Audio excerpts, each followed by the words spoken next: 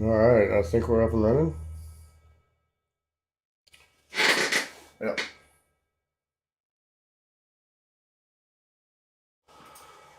All right. Good evening, everybody. Today we will be talking about smart home sensors. And a few other things. Um, I guess what I've been up to this week is I started the process of replacing my Wise cameras with Eufy. It's gone pretty well, actually. I've got my first set of three in. So they're regular small 2K indoor cameras, and then I got the pan and tilt. Actually, relatively reasonably priced. I got two of the regular cameras for $55 and the pan and tilt for 35. So wise prices, but not wise problems. They sorry, I have to change something here. Um, they are local. They have a cloud option if you need it, but for the most part, it's local. It's also encrypted. So, like, I noticed whenever I set up my cloud storage, I had to create my own private key on my phone, and then that would be shared with the devices that had SD cards, and the cloud account. So I think that's correct, or maybe it was just the SD card that I created one. But either way, it's all encrypted, multi-factor authentication on the account, and it's all local. So the speed is significantly faster than bringing up the Wise cameras. I even noticed that with pulling it up on my Echoes. If I, told Amazon's Echo to bring it up, it came up in just maybe a couple of seconds versus like the Wise cameras taking 5 to 10 seconds to appear and sometimes not even connecting. That was a kind of a problem. Um, but yeah, I'm very satisfied and very happy with it. In other news, you follow me on TikTok, you saw my last video go absolutely, well, I don't know if it's viral, but it's definitely done a lot better than any other video I've ever put out. We are sitting at 276,000 views and like 20 something thousand likes. So thank you for everybody who viewed it, liked it, and shared it, because a lot of it was due to a lot of people reposting it so other people would see it. So I appreciate if any of you guys are watching this or watch this in the future. I appreciate it a lot. Thank you. It really kind of boosted my drive to do this more, and I'll continue doing it. And I kind of now understand a little bit more how social media works. So now on to the smart home sensors. So let's get into that. Um, Look at my chat so I see you guys talking.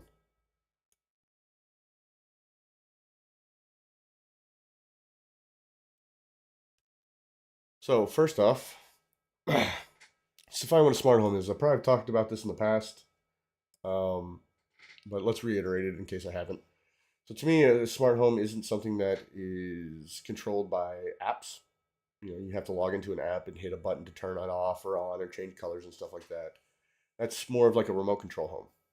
You essentially have to use user input in some form or fashion to get it to do what you want. It's just you can control it remotely from anywhere in the world, which is great. So that's more of like a remote home.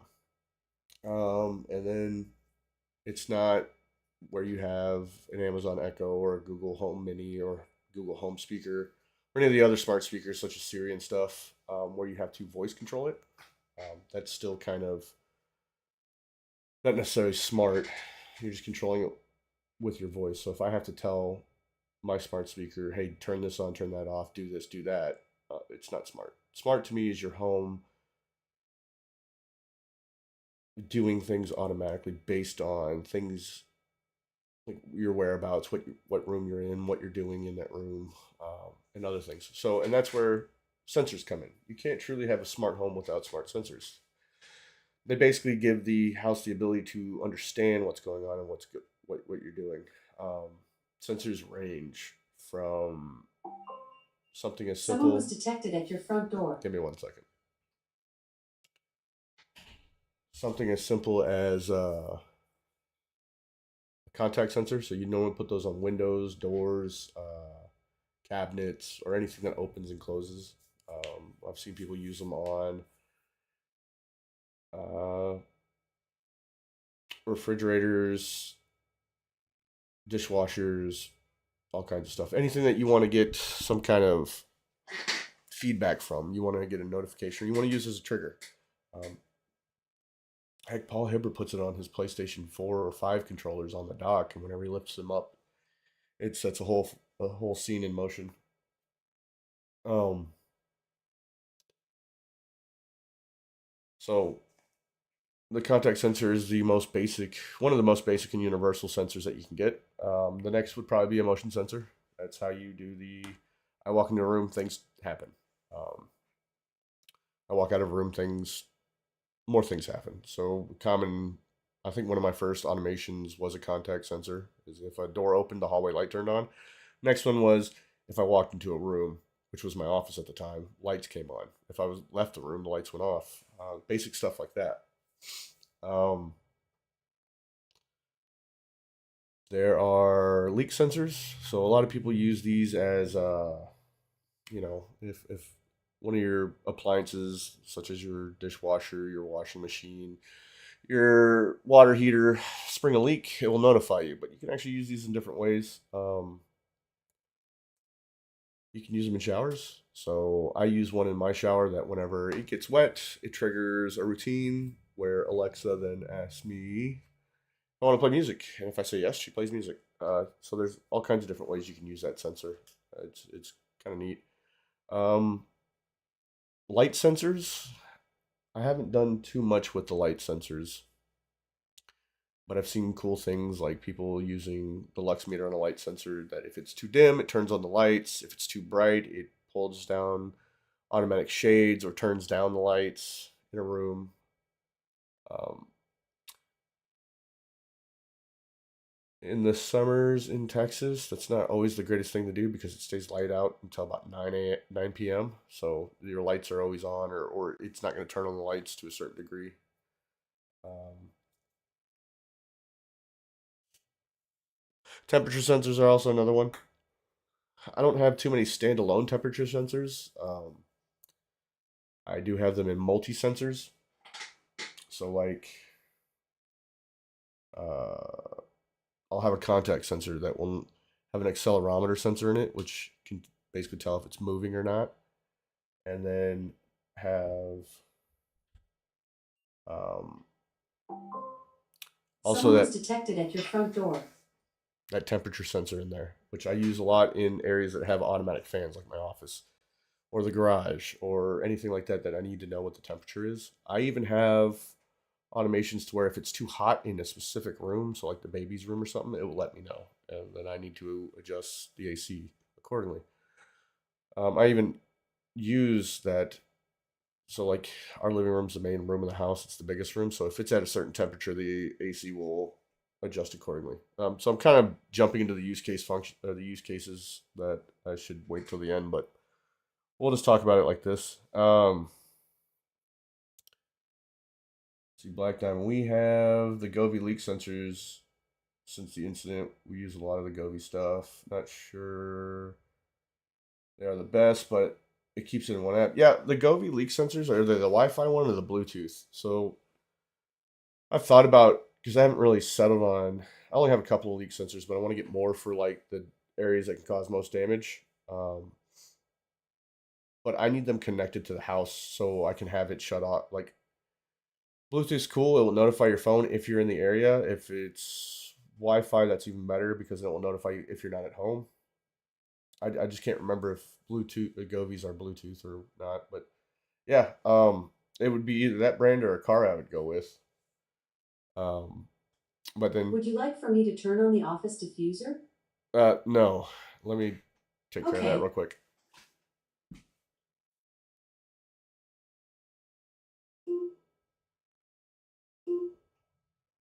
So what you heard just there is actually a automation based off of the next sensor. Oh, they connect via Wi-Fi. That's awesome. So I'll probably look into those and probably get one or two and test them out.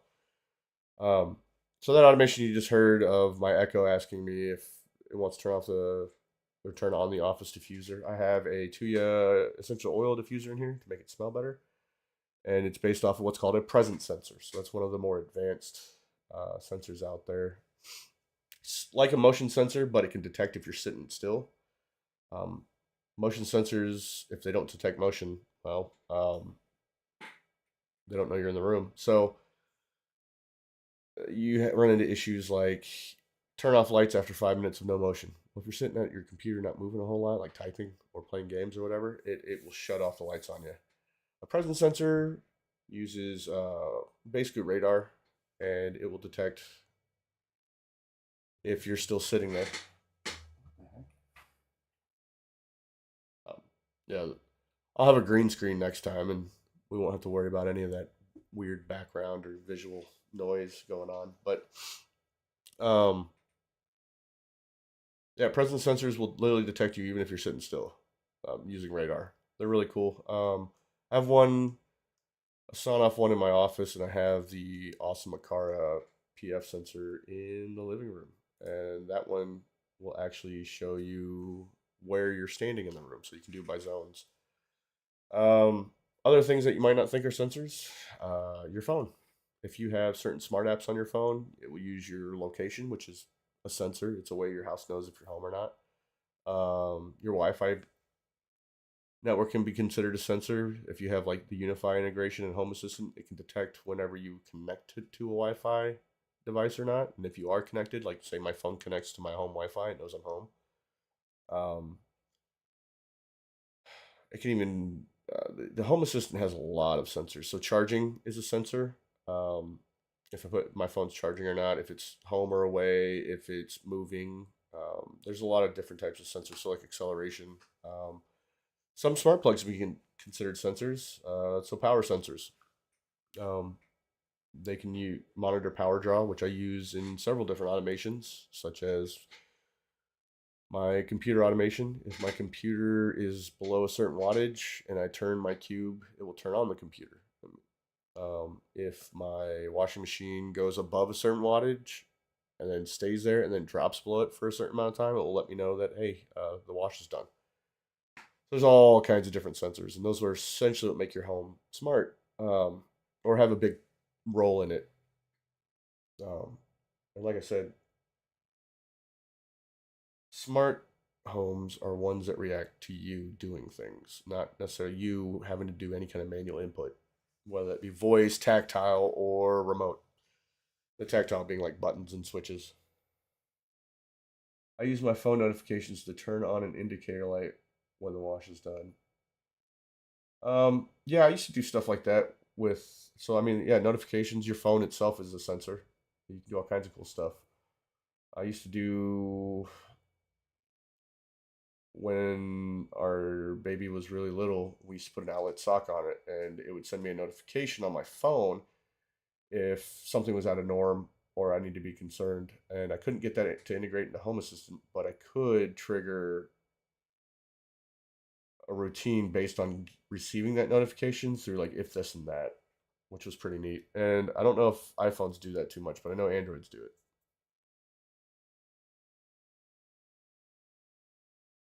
So let's talk about my favorite brands. I would add Gobi to this just because they're one of my favorite brands and just about everything they make is awesome. But I don't have any sensors of theirs to really talk about. So my favorite all-time one, the one I use a lot, is Akara. Akara makes your everyday basic brand or your basic sensors, so your contact sensors, your motion sensors, advanced versions of those sensors. Um,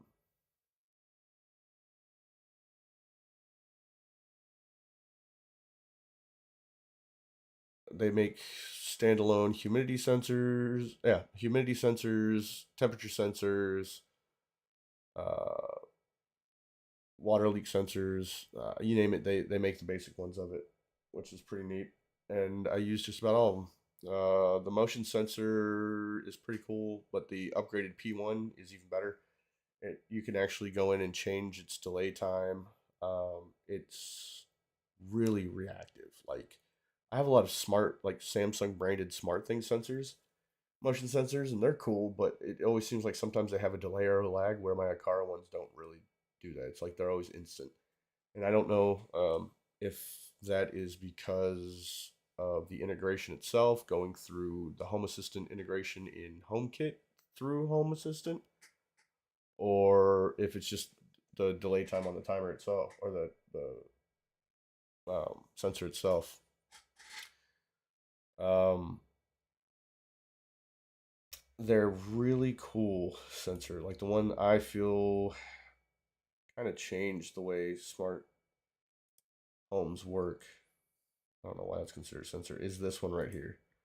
So this is a presence sensor, but it's not like. So I like the Sonoff one that I have in my office. It was really cheap. It was like $13. This one is a lot more. This PF2 sensor. Um, I don't. I've never seen a presence sensor that runs on battery. Most sensors do, and they come in Wi-Fi, Zigbee, Z-Wave, and Bluetooth. But this one is Wi-Fi, and it has to have a power source. And I think every presence sensor I've seen has to have a power source that doesn't run on batteries. Whereas, why is this not working? Sorry. Um, I'm also a little bit under the weather. If you can't hear that in my voice, so you just bear with me tonight. This one's really cool in the sense that it doesn't just detect your presence like the Sonoff one does. It also maps it. So, like it says, zone positioning. So in the app, I set out kind of like a grid of here's this zone and it's this color. And it takes a minute to set up because I have to walk around and see where I'm at and then label it. So I can set my living room, and then I have an open concept living room slash kitchen, and then I have my dining room table there. So I also have a dining room table area, and then I have a kitchen area. So if I or anybody else is walking and it's tracking me, if I go into the living room and under certain conditions it will turn on the lights. If I move from there, it will turn off the lights. Go to the dining room. I don't have a dining room light because it's in between the kitchen and the living room. So what it does is if we're sitting down at the dining room table, it turns on the kitchen and the living room to light that area. Um, if we move into the kitchen, it then turns on the kitchen lights. If we walk out, it turns them off. So, oh, I also have the dog kennel, which is really cool. As I approach the dog kennel, it will turn on the lights in the dog kennel so I can see what's going on, which is really cool. It helps with seeing, did the dogs have an accident? Did they, are they okay? It's just easier. I don't have to click a button or yell at a voice assistant to turn something on. It's by far one of my favorite sensors. Um, the only issue is I don't have this in the living room so much, but in my office, they don't like fans, they don't like air filters, and I have all of those because it interferes with the radar. Um, and I think they don't like plants either. They detect that as a person, so keep that in mind. Down here in the south, where we have a lot of ceiling fans, that will cause issues. But you can put them in rooms that don't have that, or I have a vaulted ceiling, so I don't think my ceiling fan's much of an issue because it's so high up. It's out of kind of the radar range. It's like I said, by far the best sensor ever. Um, and like I said, just overall, their products are pretty solid. Their battery life is amazing. The setup of an Akara device is pretty easy. You go into the app, you hit the plus button, you hit add a device, and if you have the hub, like if you're doing it through the hub or the Akara app with one of their hubs, it just you press a button and it says connected. It's not only the case with a lot of brands. Smart things, sometimes it will take a minute for it to see it, and then it adds it, and then you have to go through this whole long routine of like naming it and putting it. It takes a little bit longer. Um, a car doesn't really do multi sensors that I can think of off the top of my head. The presence sensor is also a lux sensor too. I think it's a very rare case that one is a multi sensor. Um, but yeah, for the basic stuff, you can't really beat a Kara as far as the price and the product. I will stand by their sensors all day long. The next company I want to talk about is Aotech. So back when I first got Samsung Smart Things, it was. Hang on, I'm getting a text message. Sorry. Um,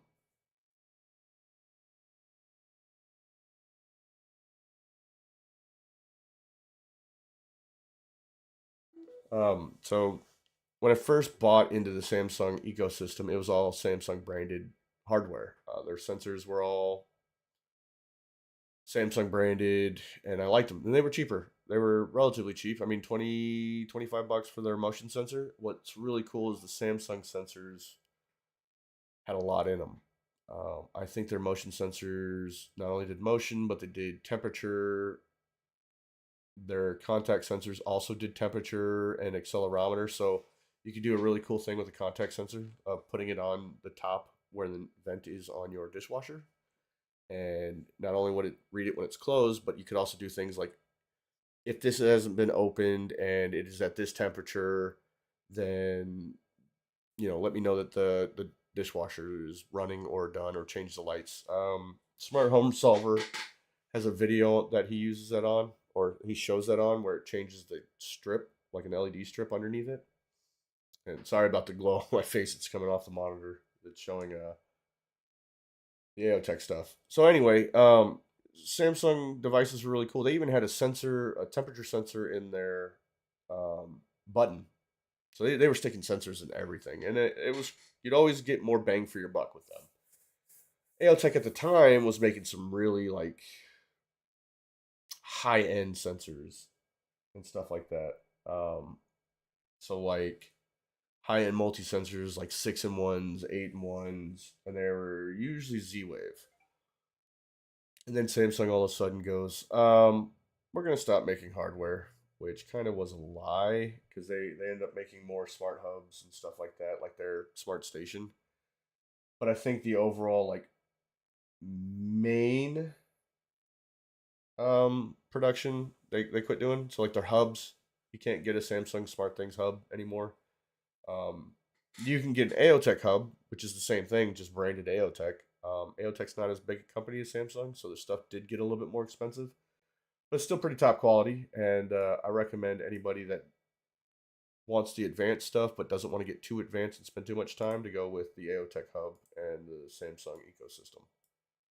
So for example, there's that sensor right there. So let's go into products. Oh, I'm on. That's one of their 6-in-1s. Yeah, there's their leak sensor. That's that motion sensor. I have a lot of those around my house. And there's the contact sensor. Um, they also make some really really cool all-in-ones. So like this is an 8-in-1, I believe. Yeah. No, it's a 3-in-1. Tri sensor 8.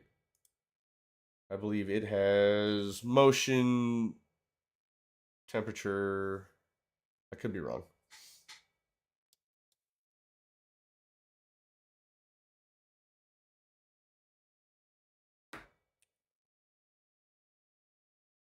Yeah, motion sensor, light sensor, and temperature sensor. However, if we look this up,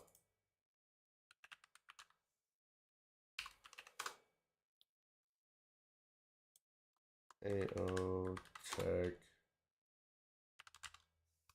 Tri Sensor 8, I don't think it's cheap. Yeah, I'm not sorry. Hey, this one's a 6-in-1, so humidity, light, and UV and vibration. Um, I'm not gonna pay $80 for that.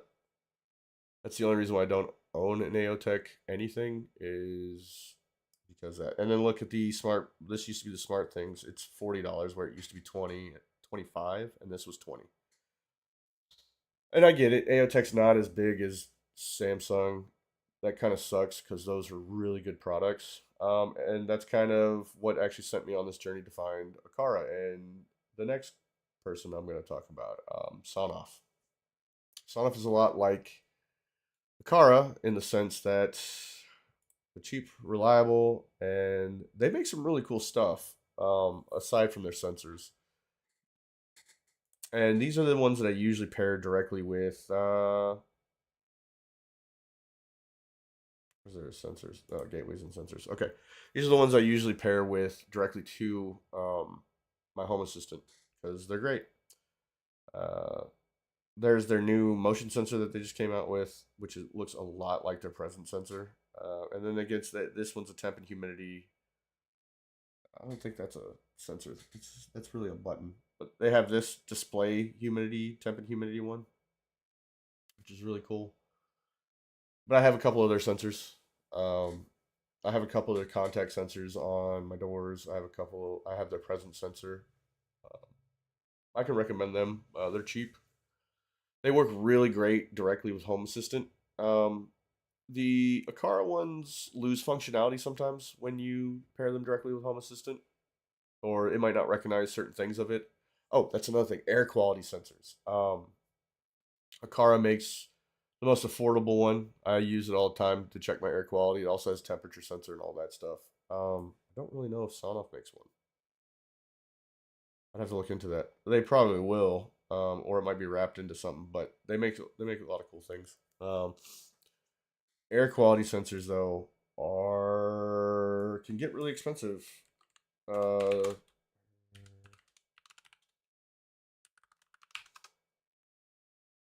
I've looked at Inkbird. I probably will pick one of those up because it looks a little bit more in depth than the Akara one that I have, and it doesn't really require a hub. But I mean, here's Govi's air quality sensor. I'll have to try one of those out. Yeah, see, Air Things, really high end. 200, almost $200 for that one. Eve makes them, but this is I have air purifiers, and most of my air purifiers are smart. So whenever my air quality is low, they all just turn on. I have one dumb one, but it's connected to a smart plug, so it automatically just turns it on. Inkbird makes one. I recommended that to someone not too long ago. I don't know if they've gotten it yet to let me know, but I think it was relatively inexpensive. Yeah, yeah, this one right here, it's $80, but it does CO2. That person specifically needed one that did CO2 sensoring for, I think it was their fish tanks. Make sure that the balance wasn't getting off or anything like that. But then there's the Akara, and actually I think it's a TVOC sensor. It's not so much of an air quality sensor, but I mean I guess you can consider volatile organic compounds, air quality.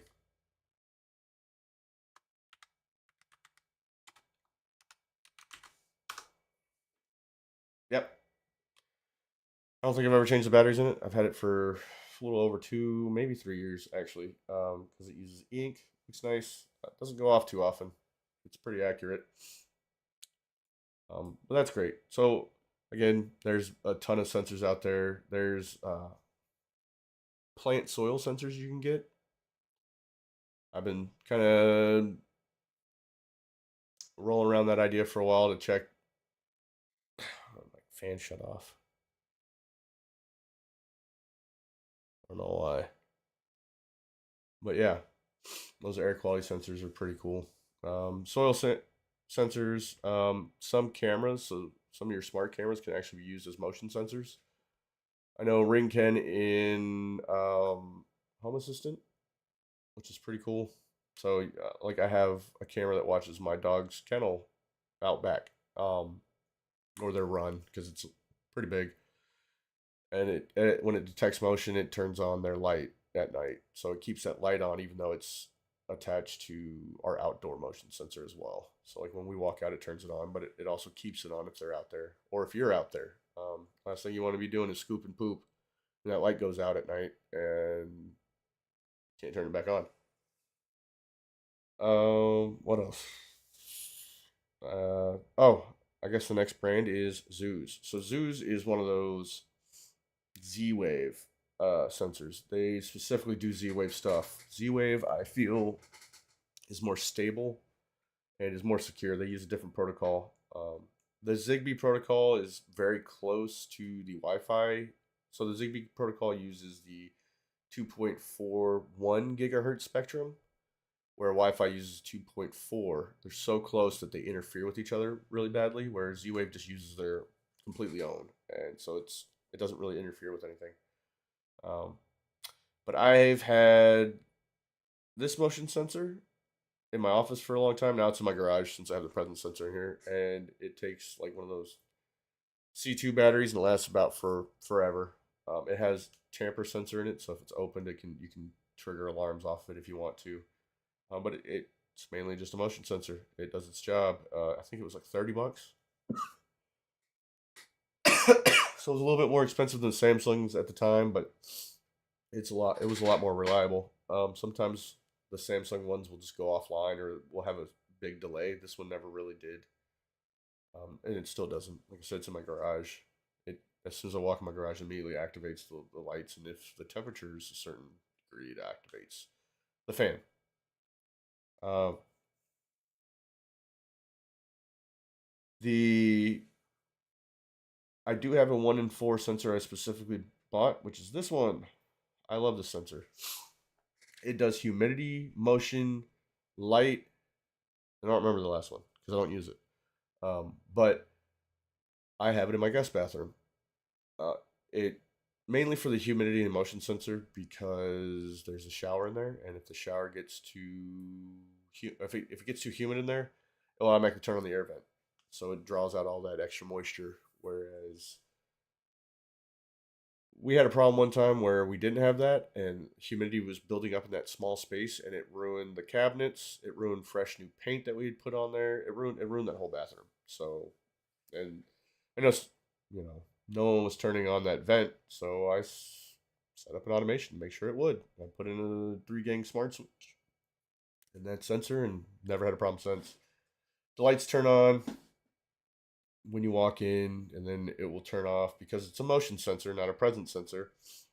Um, it turns off the lights after 10 minutes of no motion. So if you're sitting there for more than 10 minutes in my guest bathroom, well, I'm sorry, the light's probably going to shut off on you. The Lux sensor, it's kind of not used. I'd like to move it into the living room at some point, but that'd be kind of redundant since my like Akara FP2 sensor has a Lux one. But my original idea was if it was getting dark outside, it would turn on the lights inside or brighten them. So you can do cool things like that. But yeah, I love the sensor. It was not cheap though. I think it was like $60. Matter of fact, we can look at it.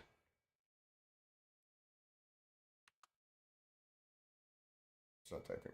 Okay. Zoos 4-in-1.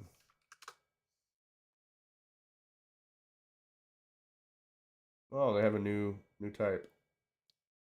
45. Yeah, I mean they're not cheap.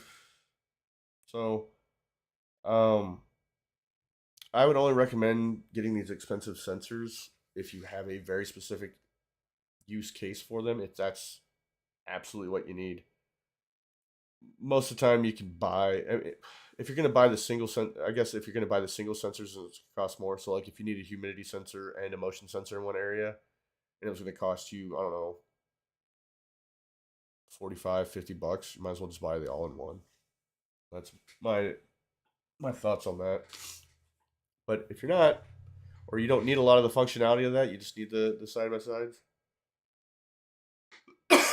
or the single sensors, then yeah, just buy something like a Kara or Sonoff. I mean, they're cheap. Well, relatively cheap when you look at it. Sonoff can get as low as like under $10,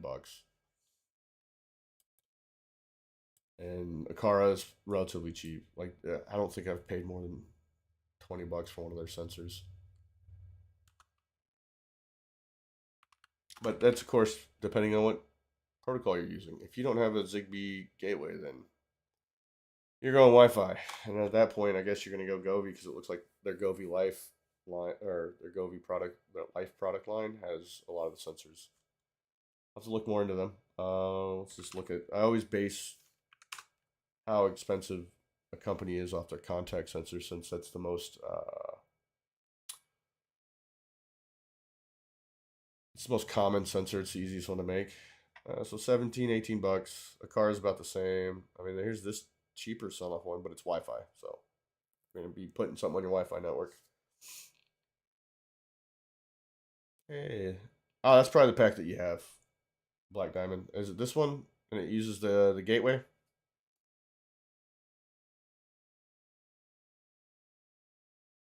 So I think those sensors are actually Bluetooth, but they hook up to a Wi-Fi gateway, which is also cool because again, it's less devices on a certain network, um, as opposed to you know three or four individual Wi-Fi devices, which can cause congestion on your network, you have one. So that's also something to consider.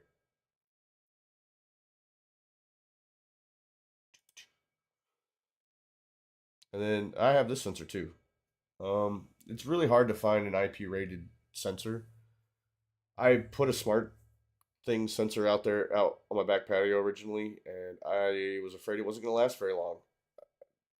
With the heat, the wind, the rain, all that stuff. This one is the only outdoor sensor I recommend. Unfortunately, it's Z-Wave. So if you,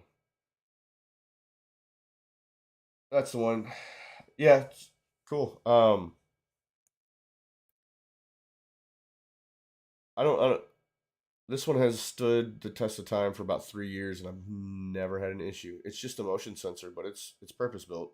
It's never failed on me. It takes three or four AAA batteries, so I think out of the 3 years I've had it, I've only had to change the batteries twice, and that was once was very recently. Um, so there you are. The use cases for these sensors. I mean, other than the obvious opening, closing doors, walking in and out of rooms, seeing if things are leaking, seeing if temperatures are, you can always find interesting ways of using them. So, like a vibration sensor is a pretty cool one. Um, you, I originally bought two vibration sensors, one to put on the washer, one to put on the dryer, because I was trying to figure out a good way to do um, automations to let me know when both are done. The dryer one, there was a company that made an in like a sensor that you put in the dryer specifically, but then they went out of business, which kind of sucks. So I had to figure out a different way of doing it. And I was just gonna be like, well, these things vibrate a lot, so I'm just gonna put a vibration sensor on there. It worked pretty well for a while. Um, I think the constant vibration of the dryer and maybe the heat, because I did put it on the outside, but I think just the heat coming off of the dryer itself killed that vibration sensor. And I took the vibration sensor off the wash machine and actually started using a plug that read power draw to determine the washing machine to trigger the washing machine routine. But I was using a vibration sensor for a pretty long time as like a makeshift door sensor. So the Akara ones don't just do vibration; they also do tilt. And I had it on a door that I didn't want to buy a new contact sensor. I was like, I'm just going to use this one, and I stuck it on my office closet door. So whenever I opened it, the vibration would trigger it to turn on a light in there. And then after it didn't feel vibration for a certain amount of time, it would turn off that light. Um, like I showed you guys or talked about earlier, the water sensors you can use for a lot of different things, and just seeing when things go wrong.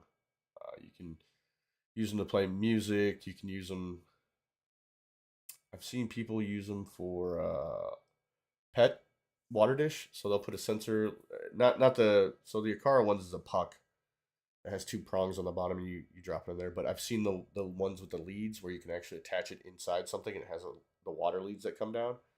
And I've thought about doing this, but I've seen people do it where if it becomes dry, an automatic water pump, or I think they're using a smart plug to run a water pump, pumps water until I guess it gets to a certain level. A little bit complicated for what it's doing because you could actually just solve this by putting a float valve in there. But it was cool. It was cool to see the use case of a water sensor for different reasons. I see people use contact sensors for all kinds of crazy stuff. Paul Hibbert recently, I think it was last week, released a video where he put one on his record player, like the old vinyl record players. And when he opened the lid, he wrote a routine to change his theater room to different colors and all that stuff, and then it would play music. And then when he closed it, it would turn it back to whatever. I mean, contact sensors are pretty universal. Um, you can anything that opens closes, you can make it. You can use it for. Motion sensors are just that. I haven't really found any alternative use cases for them because they detect motion. Um, there's a sensor that's coming out. I don't know the company's name, but they're specifically making it a pressure sensor. So things like you put it under a doormat or a mat or a bed, and then when you get out, it detects pressure on there, so you can start routines that way. So like The use case that this person was showcasing it on was they put the pressure sensor right next to their bed, underneath a floor mat. Whenever they got out at night and stepped on it, it turned on the underglow underneath their bed so they can see. Um, a lot of people were doing this with the bed sensor from Withings for a while. It was literally just something you rolled into your under your bed. It was meant to track your sleep, but instead people were changing it to track, if they were in bed or not, and then trigger routines off that. It's another set of sensors I've been trying to get into Home Assistant to work correctly, like heartbeat monitors and stuff like that. Because the idea is if your heartbeat's racing and you know how your phone or your watch can sometimes say, "Hey, you're stressed out. Take time to breathe." I kind of want to integrate that functionality from those sensors in a watch into a smart home, to where if your watch is telling you that, then the home, if you're at home, will then change to different music, change the lights to help you kind of calm down. Um, but I haven't been able to get those sensors to read correctly yet. So I've gotten a thermometer to read in Home Assistant. So I have a smart thermometer, and when I scan my head, my child's head, my wife's head, and temperature's too high, it's kind of dumb, but my smart home can tell me, "Hey, your temperature is too high," even though it has a visual indicator telling you, "Hey, you have a fever." But I did it because I could. But it'd be cool if you had that functionality in a watch too, where if you didn't know you had a fever or you're running hot or you weren't paying attention to your heart rate, it would your home could be like, "Hey, you need to calm down." Now I've been rambling for the last 47 minutes. Anybody got any questions or any other cool things? Like I didn't know Govee made. Well, I did, but it wasn't always at the forefront. And I really haven't looked too much into it. Anybody have any experience with any other brands that they think are cool?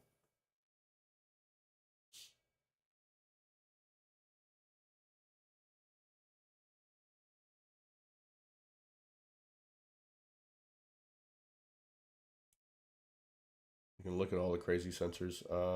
Like if you just go to Amazon, type in Zigbee sensor, we can get a whole list of crazy stuff. Let's see what new stuff's out. I've seen Third Reality. I've thought about buying Third Reality. They make this most smart home is I did because I could. Yeah, um, I would agree. I did that because I could, but a lot of it, actually, I will say a lot of mine came from reminding me to do things, doing things for me that I didn't want to do anymore.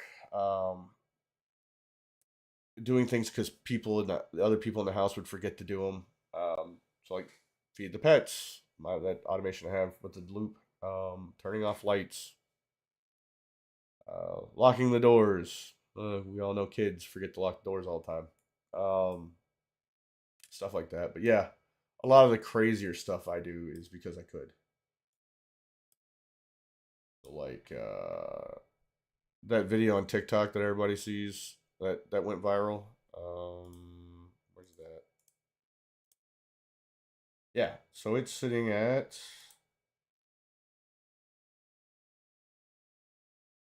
278,000 views. Man, I don't even want to see the comments, but a lot of people. I get one of two things. Matter of fact, there they are right there. This is cool. How to do that? Okay, but this is awesome. And then sounds so 1984. So yes, that's kind of the point. It's overtly authoritarian because of that's how ridiculous it is. And I just think it's funny.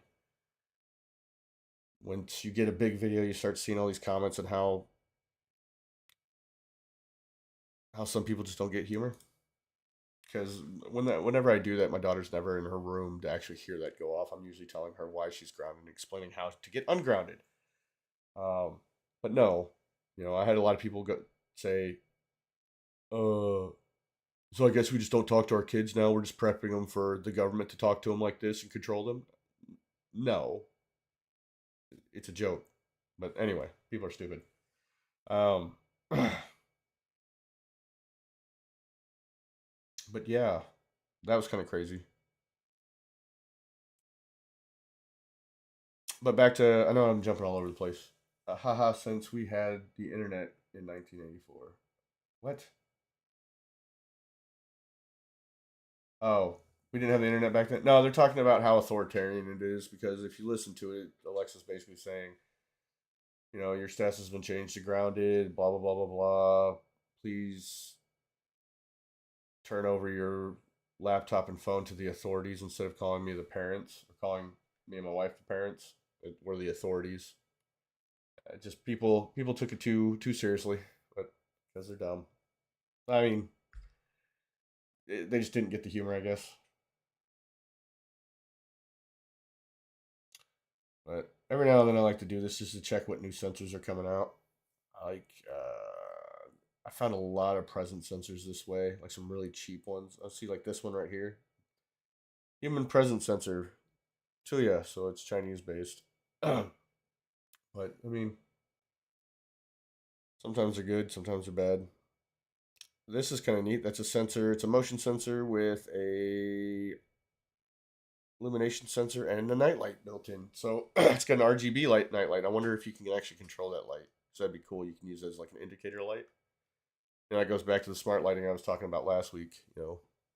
Indicator lights using certain lights. That would be kind of neat. Zigbee for motion sensor. It looks like you embed that in the ceiling or the wall. That's actually kind of cool looking. Multi-sensor wireless, temperature, humidity. How am I supposed to put this? Oh, huh. It's just big and bulky. Um, yeah, it's just a big freaking sensor. What it looks like. Never mind. AOTech actually makes a recess, so you can actually like cut out a hole in your wall and then put this recess in there, and then recess the sensor in there. Makes it look clean, but I don't know if I want to, put holes in my walls for this stuff. They just you can put them in inconspicuous places, like underneath tables and stuff. What is this temperature humidity sensor? Another presence sensor. There, hey, these soil sensors. So these, I've been thinking about getting one of these and just sticking in my wife's plants, see how it goes. I mean, they're $30, but it'd kind of be cool. Hey, this plant's dry. You need to water it because she used to have so many beautiful plants, and then unfortunately, when she got pregnant, she didn't have I guess, the energy to take care of them all, and a lot of them died. But now she's getting more back, so might get a couple of these to play around with, just to help us remember to water them when they need to be watered. Because you get busy with life and you get caught up in a lot of stuff. That's why I have an automation for clean out the cat box. If that cat box doesn't get clean, those cats will go anywhere else than that cat box. And then feed the dogs. We don't want them to get forgotten about because we get busy. We might be eating dinner and then I'll be like, hey, go feed the dogs to my child. And at the end of the dinner, she forgets and she runs off to go take a shower or whatever. You just get kind of caught up in life and you don't want important things like that getting forgotten. Um, so that would be cool for the plants. Let's see, what is this? Indoor motion sensor. Ring makes. Oh, I have smoke alarms. I guess that's a sensor, right? I have that tied into my security system. So I have a smart smoke alarm that if I'm not home and it detects smoke, it will call the authorities, like call the fire department, um, and it will notify me. So that's kind of cool. The Notion makes these like Notion surprised me. I got before I even had a smart home. We bought this house and we got our insurance. Our insurance company sent us a Notion kit. It had the hub and it had two sensors. I put it in a box. We put it into the cabinet and forgot about it until I started getting the smart home stuff. And I was like, oh hey, I've got these sensors. So I checked them out and they integrate directly into Home Assistant, which is really cool. But their sensors are like 6-in-1s. Um, and they recently just updated it to do another thing like mold detection, which is really cool. But they can do alarm detection, so like a smoke alarm detection. They're not really a smoke detector, but they will listen for your smoke detectors and they'll alert you. They can be a leak sensor. They can be What else can they be? A vibration sensor, I think. A contact sensor, which is really I don't understand. Maybe they had it in the kit, the other part of the contact sensor, and I just threw it away like a dummy. But they can do a lot, but it can only do up to three things in the app, so you have to choose what you're gonna make it do. But they're really cool. Let's see, motion smart sensors. I actually will probably end up buying more of these. They're just not cheap. Um, but I really like these for important things because it seems they have bigger battery life. They seem to do more. And I already have the system for free, so yeah, the multifunction sensor. And my insurance company likes it. Yeah, so there's them placing on the window for vibration. So if it gets broken, I guess leak door. I think they have an accelerometer in them. Maybe that's how they do the door and the windows. Oh yeah, they do temperature readings. This is a really cool brand. I always forget about because they're my oh shit this is happening sensor that never goes off. But I have them. I have their mold meter now in my dashboard because that's kind of cool. They kind of it takes forever to calibrate. It took like 2 weeks for it to calibrate, and it's really more of like a humidity sensor. So it'll tell you if you're at low risk for mold, high risk for mold, stuff like that. It's a pretty cool sensor. I recommend actually getting it, but it's one of those that you're gonna stick and forget. You're never gonna get anything out of it unless something bad's happening. But then Govi's pretty good about that too, apparently.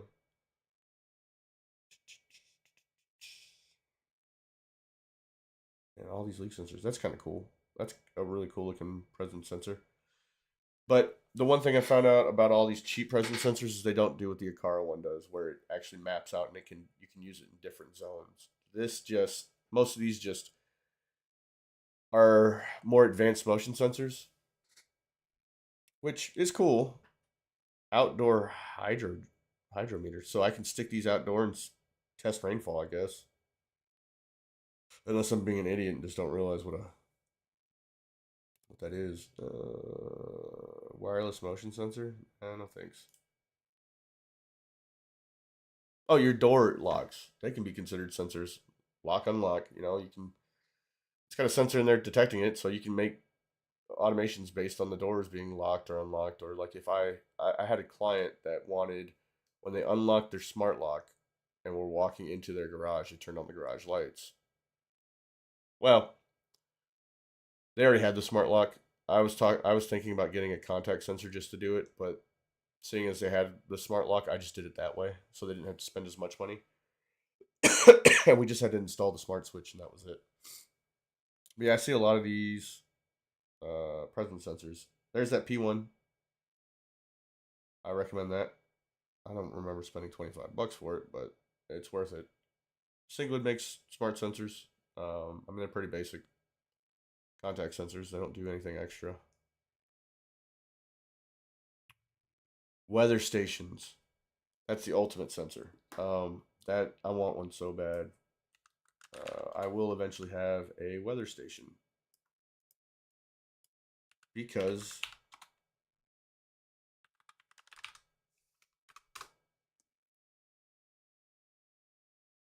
they'll connect to your house and they'll tell you real time what your weather is. They're getting cheaper, man. They used to be like $300-400, but I mean, think about that. You can adjust your house, or you can make alerts for yourself, or I mean, I've seen people do all kinds of crazy stuff. Ambient's probably one of the better brands that I've heard of. But I mean, wind direction, speed, that's a cool sensor to have, and I could probably think about a million different things to do with it. Like I used to have a sensor. I used to have an automation that if it was going to rain, my lights would blink blue. Um, but that was based off of like the AccuWeather forecast or something like that. So it always blink like at the beginning of the day when those numbers changed. But this would be real time. So like if the wind speed was picking up or the temperature dropped or stuff like that, you can make those automations. But yeah, so basically to wrap this up because now I'm just rambling. Um, your sensors are kind of the most important thing in your smart home to make your home smart. It's what stops you from having to use some kind of manual trigger to do things like, the smart buttons. I used to have those all over the house, but I just got better at doing automations using sensors. Um, Also, like, you don't have to use your voice assistants because let's face it, no matter what brand it is, they're all dumb. They You'll say something and they'll, like I said, if I tell my Echoes to turn off the living room lights instead of turning off just the lights, it'll turn off the entire living room, TV, everything. It gets kind of frustrating. And plus, you don't want to be yelling all the time at your house. So smart sensors are what truly make your house smart. Just make sure you pick the right ones for your use case. Don't overspend on these super expensive ones unless that one's going to fill a lot of different needs for you. And really think about when you're looking at your sensor, what are you going to do with it? You know, if you're getting one of those 6-in-1s, are you going to use all the functionality of it? Probably not. They're cool, but this channel's kind of about making smart fiscal choices about your smart home, instead of buying stuff you don't need or that aren't going to work well. That's why I recommend certain brands because my experience with them, they've always worked. There are tons of other brands I've used that I don't ever talk about because they were trash. Those you. But yeah. So I guess that wraps it up. Unless people have questions, comments. What do you guys think I should do next week? As you noticed, Ryan was not here again. I don't really know if he's going to be here in the future. I guess he'll just be more of like a guest on the live stream. But I'm reaching out to other content creators to see if they want to join. So far, I haven't gotten any responses. I guess they just don't like my face. But I'll just keep doing this. So I'm going to try to post a poll at the beginning of every week asking, hey, on YouTube. So if you're not subscribed to the channel, please subscribe. That's where I'm going to be posting the poll that's going to determine kind of what I'm going to do at the end of the week. Um, yeah. So unless you guys got questions or comments, I'll probably do it for tonight. I think next week I'll probably just show automations and how I do them in Home Assistant if you guys are interested in that, because I think it was a poll of 3 different things. It was the smart sensors,